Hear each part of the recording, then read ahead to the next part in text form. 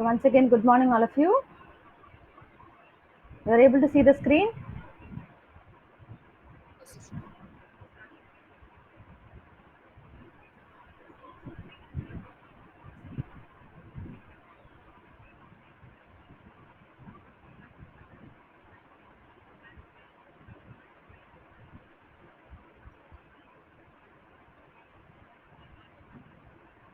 So students are joining very late. So please tell them, Ribu Hali, try to join the class early, ma. I told you in the previous class itself.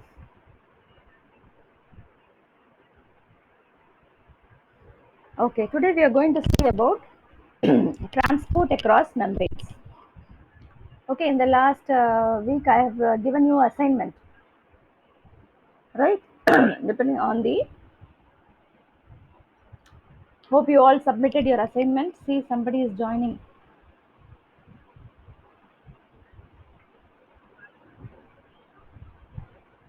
See, Mamta Kutti, please, all of you join early.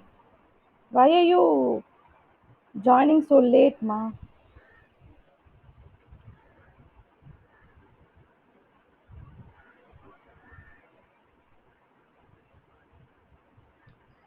So I had given you assignment, no, about the um, cell, structure of the cell, composition and functions of the cell, cellular content, cellular organelles. Have you completed, all of you? Yes. Okay. Okay. So I hope you all would have understood what is the composition of the cell, what is it made up of, what are the structures, organelles, okay, the importance and functions of each and every organelles. So today we are going to see a very, very important topic. Okay, that is transport across membranes. What is transport across membranes? Can anybody tell me? Transport across membranes. அப்படின்னா என்ன?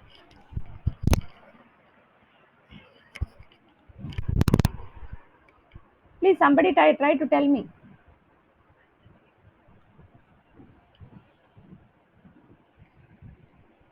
No idea?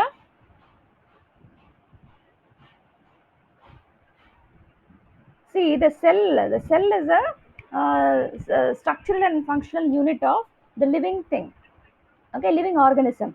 So the biochemical reactions, metabolic reactions are all taking place inside the cell. So cell needs nutrients, right? So where do they get the nutrients? So from the food we eat. So the nutrients are supplied by the blood. It is traveling through the blood, and when it reaches the tissues, what will happen? The blood vessels are divided into arteries, veins and capillaries.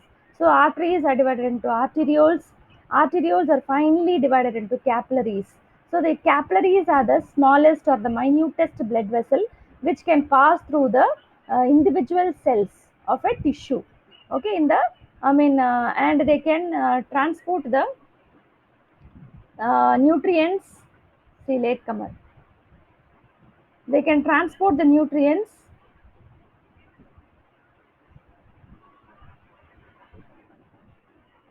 through the interstitial fluid, okay, extracellular fluid and the interstitial fluids. Interstitial fluids are very much close to the cells. So they get transported not directly into the cells, they get diffused into the interstitial fluid, and from the interstitial fluid, it has to be transported into the cells. Similarly, the waste materials that are produced by the cells, they have to be excreted out. They have to be transported to the bloodstream. So it does not happen directly. It has to be transported to the immediate surrounding of the cell, that is the interstitial fluid, and then from the interstitial fluid, it has to be transported into the capillaries. Again, the capillaries join together to form venules. Smaller venules join to form bigger veins, and then they transport the waste nutrients through the deoxygenated blood, okay, through deoxygenated system, and empty their contents into the heart through the inferior and superior vena cava. So this is what is happening. So transport across the cell membrane is very, very important. So cell is divided from the external surroundings by the cell membrane.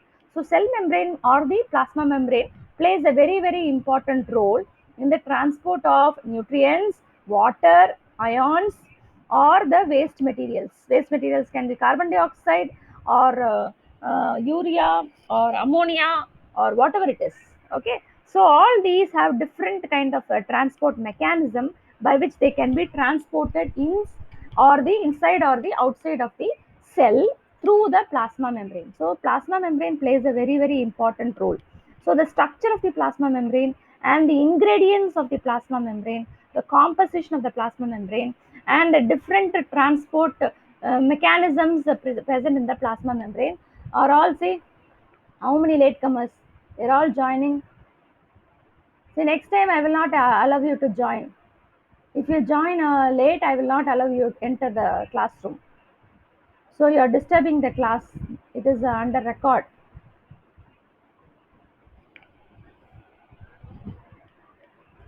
So that is very important. So now we will see what are the transport mechanisms involved, what is transported across the membranes. So nutrients, what are as I told you, nutrients, oxygen, ions, water, and the waste materials are all transported into the cells. So metabolic waste also must be transported out of the cells. So nutrients, oxygen, ions should be transported into the cells for metabolic reaction, and the metabolic waste materials, carbon dioxide, and some of the ions also have to be transported out of the cell. So what is a cell? So you have seen, you have given a very good assignment on the cell. So what is the cell and what is the kind of constituents of the cell? From the picture you can understand that the cell is a complex, you can say complex structure. Okay, it is the basic living structural and functional unit of all the living organisms. So without the cell, without the composition of the cells, the life cannot function. Okay, so what are the different components? See, you can see this is the external limitation, that is called as the plasma membrane or the cell membrane. So you, it is fully surrounded by the cell membrane, yellow colored thing, and you can see so many invaginations are there. And the inner cytoplasm, the inner content of the plasma membrane is the cytoplasm. So the cell has some structural skeleton. Okay, just like our body, we have skeletal bones and ribs and a skeletal structure. The cell has some skeletal structure where the shape of the cell, the structure of the cell should be maintained properly. That is called as the cytoskeleton. You can see the inner side of the plasma membrane is completely made up of cytoskeleton. Okay, so this gives the structural support, the shape to the cell. Okay, so so that the cell does not collapse. Okay, just like, if only muscles are present, it will collapse. Without a skeletal structure, no, the cells will not have a definite shape. So the cytoskeleton is made up of microtubules, microfilaments, and intermediate filaments. So these are the cytoskeleton of the cell. And you can see some microvilli also, microvilli like projections, which help in the transport. See, you can see a flagellum, cilium, and you can see the centrosome. You can see the centrosome here. It contains the pericentriolar materials and the centriole, and you can see the cytoplasm blue in color, and all the cellular organelles are present inside the cytoplasm. Nucleus, so in nucleus, you can see the chromatin, nuclear pore, nuclear envelope, and the nucleolus. So apart from this, you can see glycogen granules. The cytoplasm consists of so many organelles like endoplasmic reticulum, rough endoplasmic reticulum with the ribosomes, and the smooth endoplasmic reticulum without the ribosomes, Golgi apparatus, and mitochondria, microtubule, peroxisome, lysosome, secretory vesicle. So these are the composition or contents of the cell. So all these are limited in the plasma membrane. So what is a plasma membrane? So plasma membrane, as you all know, is a lipid bilayer. So this is very important for transport of substances or nutrients or waste across the cell membrane. Okay, so it is made up of lipid bilayer. I think you all know what is a lipid bilayer. So it has two layers of lipids. Okay, the hydrophilic layer facing the outside and inside of the cell, and the hydrophobic lipid layer, that is the tail like structure, the fatty acids are present in the inside facing each other. So this is the lipid layer. It has got two layers of lipids. Okay, the hydrophobic heads are facing outside and inside of the cell, whereas the hydrophobic fatty acids are facing each other, forming the tail-like structure. And apart from this lipid, they also contain some proteins. So they are all transport proteins which help the cell in the transport mechanism. So the proteins are of two types. They are of intrinsic protein and extrinsic protein. Extrinsic proteins are those which protrude outside the plasma membrane. And intrinsic proteins are those which are embedded in the plasma membrane, which are concealed inside the plasma membrane, so that it can protrude. One of the side can protrude inside the cell cytoplasm, and the other side can protrude outside the cytoplasm, and making some convenience. Okay, making some tubular structure or some tunnel like structure or pore like structure, which you will study in the following chapters or following topics. And you can understand how the transport mechanism is made, how they help in the transport of ions or transport of molecules through the intrinsic proteins or extrinsic proteins. Okay, intrinsic proteins are very very important in forming pumps or channels or tunnels or pores through which the water as well as the ions can be transported when and where it is required and necessary, not at all the times. So that is the very important feature of plasma membrane. Okay, it does not allow all the substances to flow into the cell membrane, into the cell. Okay, just like that. It does not freely allow all the molecules and the water also to pass across the membrane. So it will selectively permeate. Okay, it will selectively allow or transport the molecules to either flow into the cell or flow out of the cell. So it all depends upon the necessity of the cell and the homeostatic condition of the cell. Okay, and different factors. So there are transport proteins. So transport proteins, they can include the receptors. Receptors present, I told you, extrinsic protein. They can be enzymes or receptors which are present on the outer surface. And you have some carrier proteins. So the molecules can get attached to the carrier proteins, which will carry the molecules inside the cell. So as I told you, there are some channel proteins. So channel proteins will form a tight junction. Okay, when the molecules are not allowed to transport inside, when the molecules are needed to be transported inside or outside the cell, they will open the channel. Okay, open the tube like channel and allow the molecule to pass into the channel through to the other side of the plasma membrane. And you have some receptors, as I told you, major macromolecular receptor proteins are present on the outer surface, to which the ligand will come and bind. The ligand can be a growth factor or any other ligand.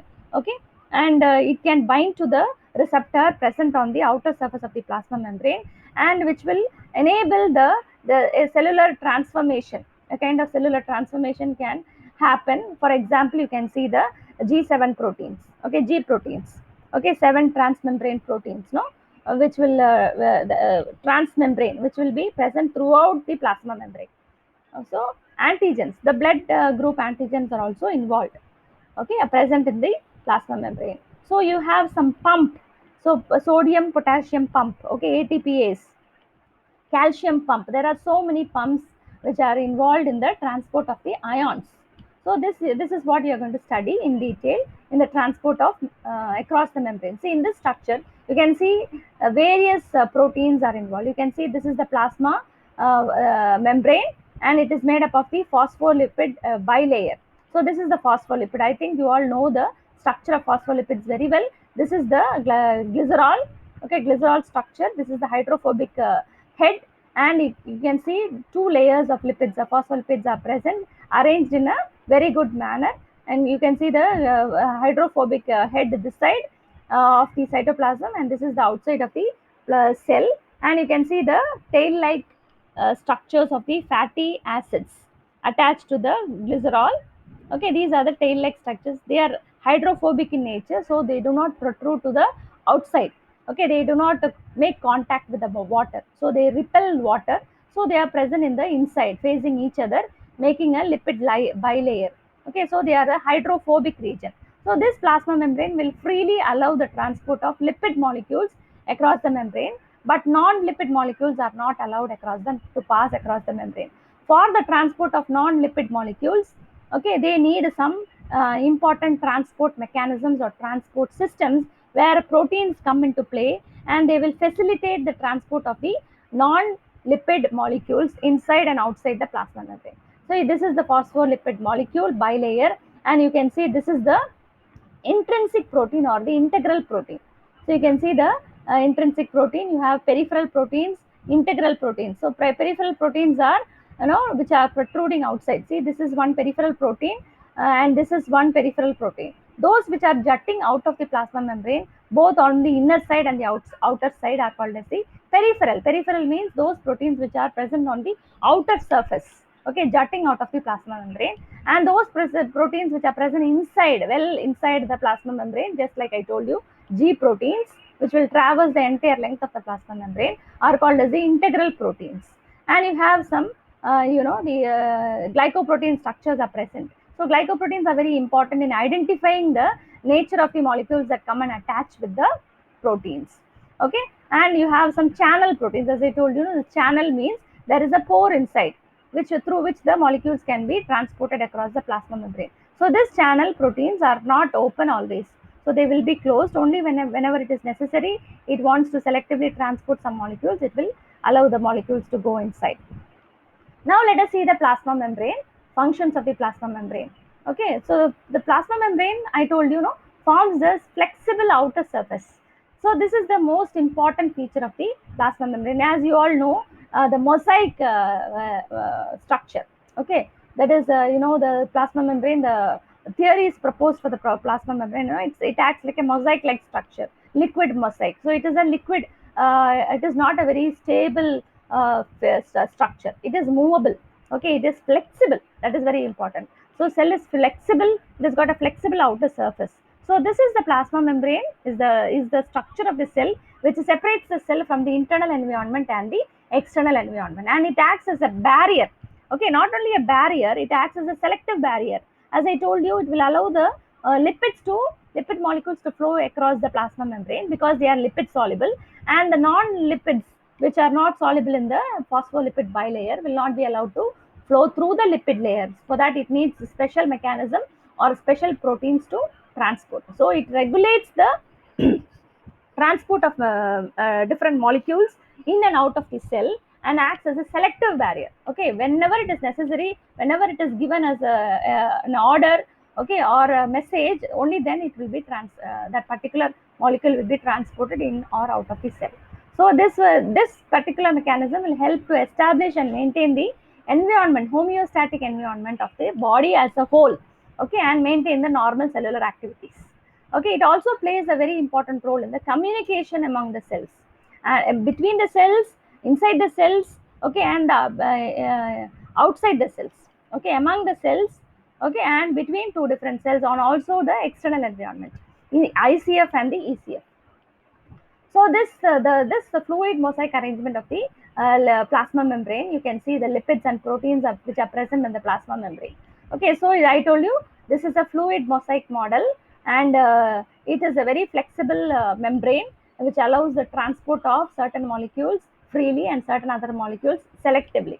So you can see this is the phospholipid bilayer. You can see the polar head, which is hydrophilic, protrudes outside, and this is the polar head of the second layer facing inside, and you can see the hydrophobic fatty acid tails which are present facing each other. Okay, and you can see various proteins. Some are protruding outside, which is called as the extrinsic protein or the peripheral proteins, you can see, and some which are present in the inside throughout the structure. These are the proteins. They are called as the intrinsic protein. So you can see various types of proteins present. So inside the fatty acid phospholipid bilayer, you can see cholesterol molecules are present, and you see this is a glycolipid. Glycolipid is a complex lipid for having both the carbohydrate part and the lipid moiety. See, this is the carbohydrate moiety, and this is the lipid moiety. Okay, so it's a glycolipid. So the glycolipid, and you can see a glycoprotein here. This is the carbohydrate moiety, and this is the protein moiety. So these are all the peripheral proteins you can see protruding outside. Okay, these are the complex proteins having either the proteins are complex either with the carbohydrate, or the lipids are complex with the carbohydrate. This is the channel protein. So channel protein, there is a channel or a pore inside which passes throughout the protein, which will allow the transport of certain molecules only when they receive a appropriate message. Okay, so this is a pore which will be closed, and it can open only when it receives a message, or when a ligand binds to the protein molecule, which will open the channel. Okay, so some other this is these are all integral proteins which are passing through the plasma membrane are called the integral protein. The one which is coming outside, that is facing inside the cytoplasm and outside the cell membrane, is called as the peripheral or the extrinsic proteins. Okay, so the integral membranes, as you have seen in the picture, has some ion channels or pores or holes through which specific ions, for example, sodium, you have sodium potassium pump, sodium potassium ATPase, which can allow the transport of sodium inside and outside, potassium inside and outside of its cell. Okay, whenever it is necessary and to maintain the homeostasis. So they act as a selective manner. They will allow to pass only a single type of ion. So for each type of ion, there are specific transport proteins or specific channels present. For example, for calcium, it has got a separate channel. Okay, so other integral proteins, they act as carriers. For the carriers means they selectively, that is, polar molecules are not allowed to move through the lipid bilayer. Okay, because they are hydrophobic in nature. The polar molecules needs some helping hand, so the carrier proteins will be helping in the transport of the polar molecules or ions. So these polar molecules will get attached with the carrier molecules, and the carrier molecule act as transporters which will carry the hydrophilic molecules across the lipid bilipid layer. Certain proteins, they act as receptors present outside the cell. Okay, so there some ligands will come and bind to it. Only when a specific ligand which recognizes the that is which is recognized by the receptor binds to it, it can allow the transport of that particular molecule.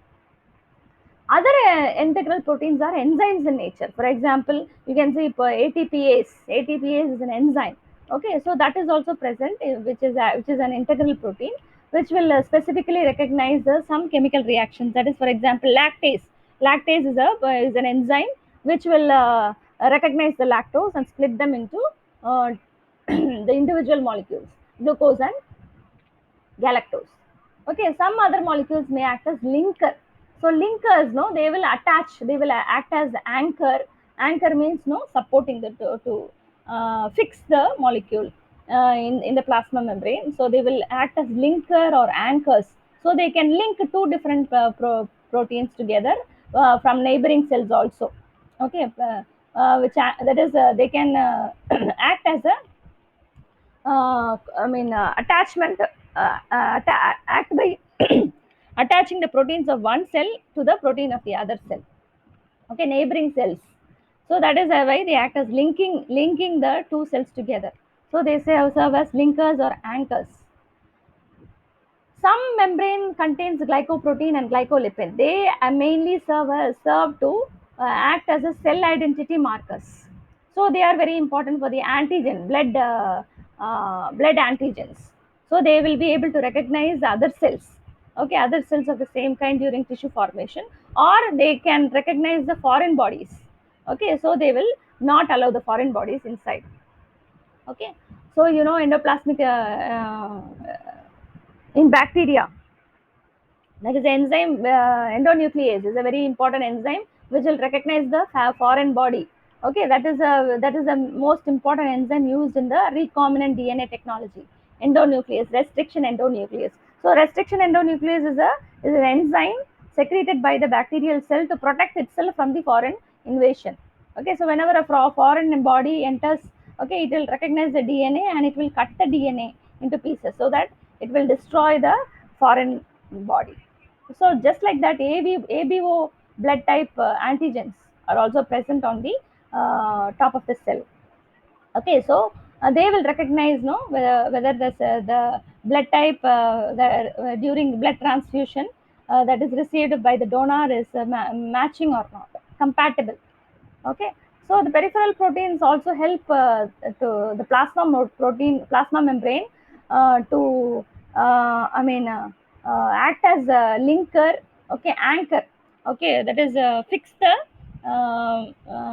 molecule to in the plasma membrane, and also they are involved in the structural support. Okay, structural support of the plasma membrane for performing the mechanical activity, that is no not the metabolic activity. For the mechanical activity it needs support and strength. Okay, so these peripheral proteins which are embedded inside the lipid bilayer, and they traverse the whole length of the plasma membrane, so that it gives a solid support for the plasma membrane. Okay, so it will give a shape and structure and mechanical integrity to the plasma membrane.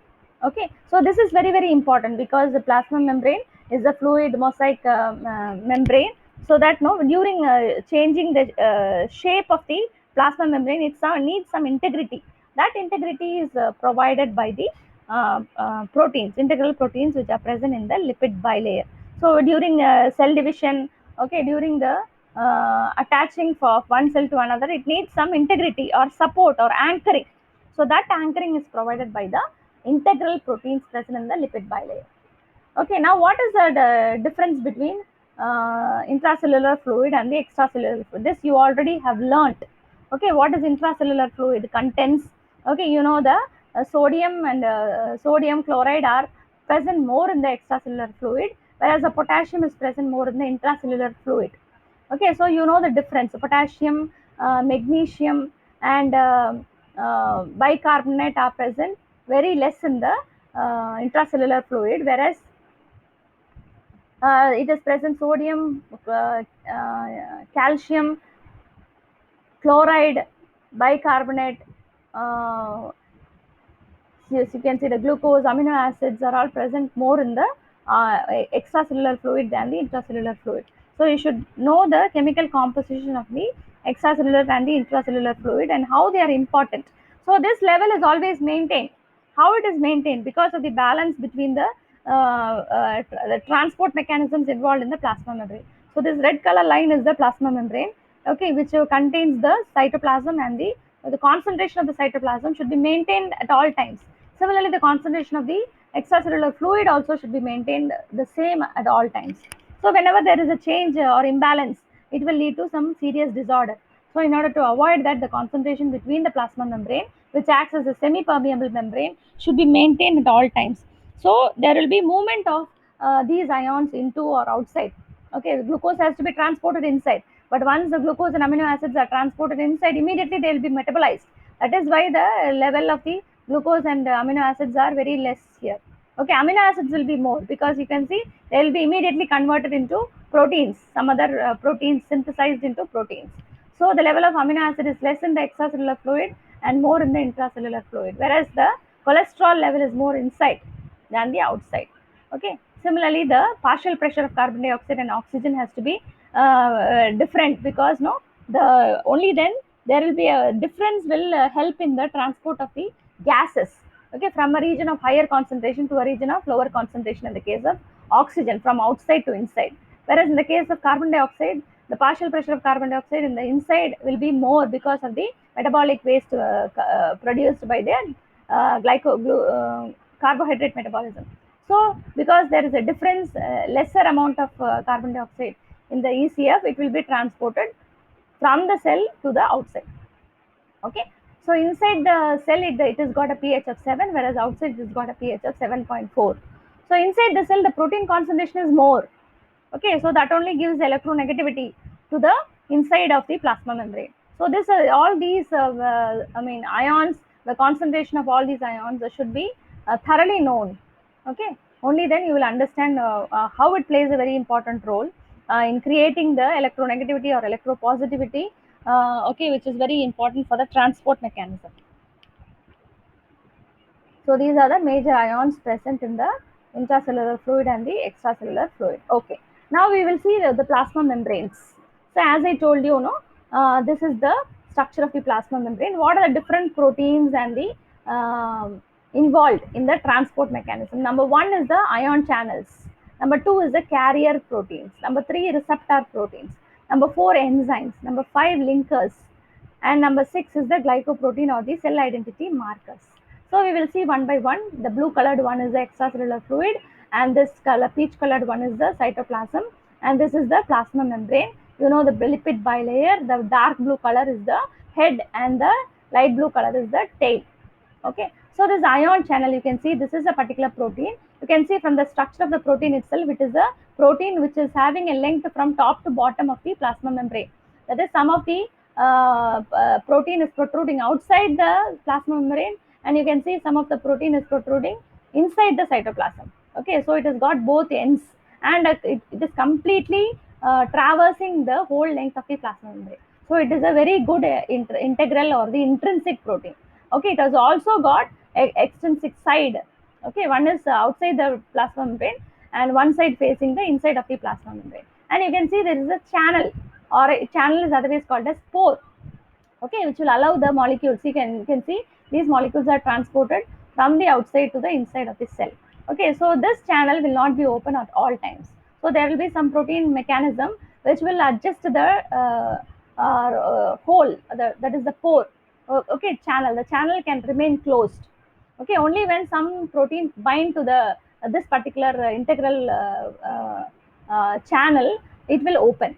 Okay, it will open and allow the pore to transport the molecules across the plasma membrane. So this is an ion channel, or this is an integral protein, allows the specific transport of ions. Okay, so this is a water filled pore. Okay, so there is so many channels, not only a single channel. A single cell consists of so many channels, ion channels. Each channels are different for different ions. You cannot imagine that one channel will one particular integral protein will allow all the ions. No, it is not like that. Okay, for each and every ion the channels are different. Okay, that you will study more about these channels in the upcoming chapters. Next is the carrier protein. So you can see carrier is also an integral protein which has got an extracellular part and a cytoplasmic part, and a whole the complete completely expands through the lipid bilayer. Okay, it will help in the transport of, you can see these molecules. These molecules, how they will help, they will act as a carrier. Okay, not like, unlike the pores, they will carry it along with it. Okay, so as they go inside the thing, no, this integral protein will change the shape. Okay, will change shape. They will act as transporters. So the molecules will get attached with the protein, and they will carry it along with them by changing the shape, and transport it to the next part of the plasma membrane, next region of the plasma membrane. See, these are receptors. You know about receptors, G proteins. Okay, is a very good example. So receptors, no, they bind to or ligands bind to receptors. So when a specific ligand bind to receptor, okay, what will happen? It will result in the change of the structural nature of the protein. Okay, alter the cell. So this will enable the attachment of further proteins. Okay, further proteins to the bind to this cytoplasmic end. Okay, so it will result in the transport of the molecule. This attachment of the ligand to the receptor will further enhance the sequence of reactions. Okay, so they will alter the function of the cell. So because for example, if this is a growth factor. Okay, so when this growth factor binds to the receptor, it will give instruction to the cell for enhancing or for stimulating a cellular activity. Okay, or metabolic activity. So for example, you can see antidiuretic hormone, and hormone binds to the receptor in the kidney. So what will happen? The permeability, water permeability of the plasma membrane will be changed. Okay, so it will increase the permeability of the plasma membrane. The antidiuretic hormone. So the water easily can be transported across. Okay. Next one, you can see here is an enzyme. Enzyme is also an integral protein. See, integral proteins mean fully it will it will be present throughout the plasma membrane. Okay, so this enzyme, when substrates bind to this enzyme, no, what will happen? The enzyme, which is protruding outside, will convert the substrate into the product, individual products. Okay, so wherever it is present, whether it is present on the outside or in the inside, okay, the enzyme is present in the integral protein. It acts as an enzyme where when the substrate binds to it, the enzyme will catalyze and split it into two products. Okay, next you can see the linker. So as I told you, The linkers are proteins which are present in the plasma membrane of one cell and the neighboring cells. So you see, you can see this linker, they will act as no connection, that is anchoring. Okay, they are very important in the anchoring. They will give structural stability to the cell, okay, to the shape of the cell, and also they help in the movement of the cell.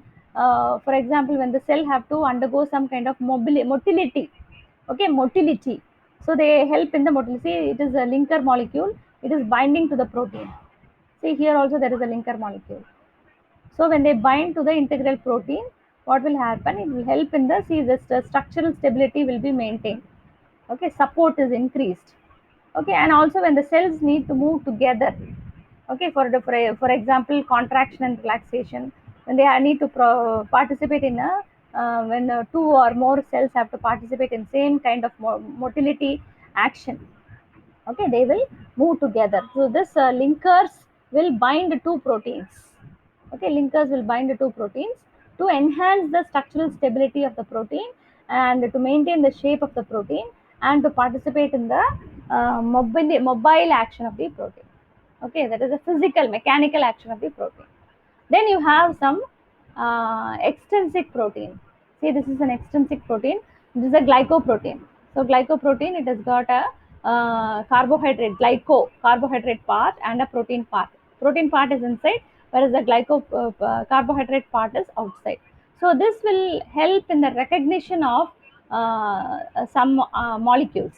Okay, identification or recognition. That is why they are called as cell identity markers. Okay, so they will, for example, no, they help in the immunological reaction. For example, a major histocompatibility proteins. So they help in the immunological reactions of the cell. Okay, so what are the different types of transport process? Okay, so there are two different types of transport process. One is the passive diffusion and the other one is the active diffusion. So what do you think is the difference between the passive diffusion and active diffusion? The passive diffusion, you have to understand very well that does not require any energy. Okay, the transport of molecules by passive diffusion does not require any energy. They simply require some gradient, okay, difference in gradient. For example, concentration gradient, electrochemical gradient, or pH gradient. Okay, so these gradients, that is a difference between the concentration. For example, two compartments are separated by a plasma membrane. Okay, the concentration of sodium is more in one compartment and the concentration of the sodium is lesser in another compartment. So what will happen, the sodium will start diffusing across the plasma membrane, okay, just by simple diffusion without the need for any energy, okay, so that the molecules move from a region of higher concentration to a region of lower concentration till the concentration of the molecules becomes the same in both the compartments, equilibrium, homeostasis. Okay, so this is called as the passive diffusion. So passive diffusion is the transport of molecules or just a simple diffusion. They are up to three types. From the name itself, you can understand they are of three types. That is simple diffusion, facilitated diffusion, and osmosis. So these are the three types of passive diffusion, which does not require any energy, and the molecules get transported from one region to another when they are separated by a plasma membrane. Okay, by simple diffusion, when there is a difference in the gradient, the gradient may be difference in the concentration gradient. For example, know how the oxygen moves from the blood to the cells, okay, because the partial pressure of oxygen in the blood, oxygenated blood, is more than the partial pressure of oxygen inside the cell. So naturally the oxygen just diffuses across the plasma membrane, okay, simply diffuses across the plasma membrane and transports the oxygen to the inside. Similarly, the partial pressure of carbon dioxide is more inside the cell and it is less in the blood. So because of the difference in the partial pressure of oxygen and carbon dioxide, they get transported from a region of higher concentration to a region of lower concentration. So the passive diffusion is transport of molecules across the plasma membrane by simple diffusion or osmosis or facilitated diffusion without the involvement or expenditure of energy. whereas active diffusion is the transport where it requires some energy, and some the molecule itself gets undergoes some structural conformation, okay, structural changes. Okay, so their active diffusion itself means that the transport of a molecule across the plasma membrane requires some energy in the form of ATP molecule, ATP. Okay, so they are divided into two types of transport: primary and the secondary transport. Okay, so we will study about these transport mechanisms, passive and active diffusion, in the next class. Okay.